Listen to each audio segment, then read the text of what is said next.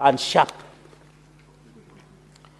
Madam Speaker, you know, Madam Speaker, the pass of this Public Procurement and Disposal Act, CAP 412C, was a progressive law.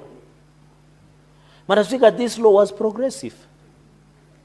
The reason young people went and demonstrated after the protest of 20 Kusalamia, they say we want to go and Salamia a governor, it's because of lack of opportunities.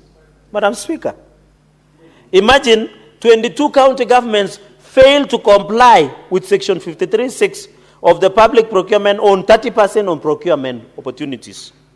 For special groups, this is embarrassment. Madam Speaker, this is embarrassment. This is an embarrassment, Madam Speaker. Because how will the young people, and I want to challenge the office of the Attorney General, the state law office, these companies that are awarded contracts and tenders in our counties are cronies of governors. At least for India, I know that. Are cronies of the senior officials in Madam Speaker, in these entities, Madam Speaker. So this law has been violated, colleagues. Why should we say, I don't know when I'm picking it up, I'm picking the heat up. Madam Speaker, why should we say youth are complaining? Why do you say young people are restless? If 22 county governments cannot give 30% of their procurement opportunities to young people, how don't you expect young people to come and demonstrate against us? How? This is shameful, Madam Speaker. These counties are 22. One is Mombasa, Kwale, Wajir, Isiolo, Meru, Embu, Kitui, Machakos, Makueni, Nyeri, Kiambu, Turkana, Nandi. Nandi, my county. This is shame. The young people of Nandi are very enterprising. They want these opportunities. But under Masang maladministration, they have destroyed the future of the young people, Madam Speaker. Even Baringo, Nakuru, Samburu, Narok, Kericho, Vihiga, Migori, Nyamira, Nairobi. This is shameful, Madam Speaker. How can you expect, Madam Speaker, young people not to protest if we cannot give them opportunities? How don't you expect? In fact, Nairobi is the worst. Nairobi is only 10.7. This county, I want to say this without fear of contradiction.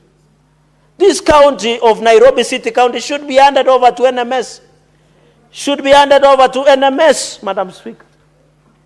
Should be handed over to NMS, this county government of Nairobi. Are you work, Madam Speaker? You drive even Kilimani potholes. If you even drive an SUV, you will disappear in a pothole here in Nairobi.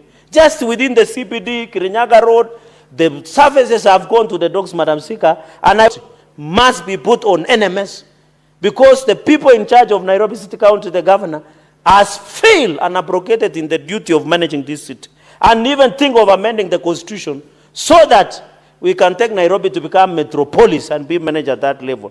Madam Speaker, with those many remarks, I want to say this is aside. Madam Speaker, as I was sitting, unfortunately yesterday, Madam Speaker, we have lost, one of the Tindred members of parliament aspirant by the name Cherargei Marati, Madam Speaker, got lost. We hope the government agencies will trace him. But the sad reality, Madam Speaker, that is creeping back to this country is intolerance, the abuse of law. Yesterday, when my people wanted to demonstrate in Maraba Center, in Tindred sub-county, Madam Speaker, live bullets were used, just near Kisumu, where you come from. A few weeks ago, 2 people were killed in Kimwani by live bullets, Madam Speaker. Where are we going as a country? There is an intolerance. A young man was clobbered by the name Ken Maswa in Kapseret constituency for having political divergence, Madam Speaker. I want to call the Ministry of Interior and state actors to arrest this political intolerance and police brutality so that we go ahead, Madam Speaker. So, Madam Speaker, this is a progressive report so that I allow my colleagues to proceed. This is, we hope all the committees, Madam Speaker, can bring their reports. With those very, very many remarks, with tremendous respect, I beg to second.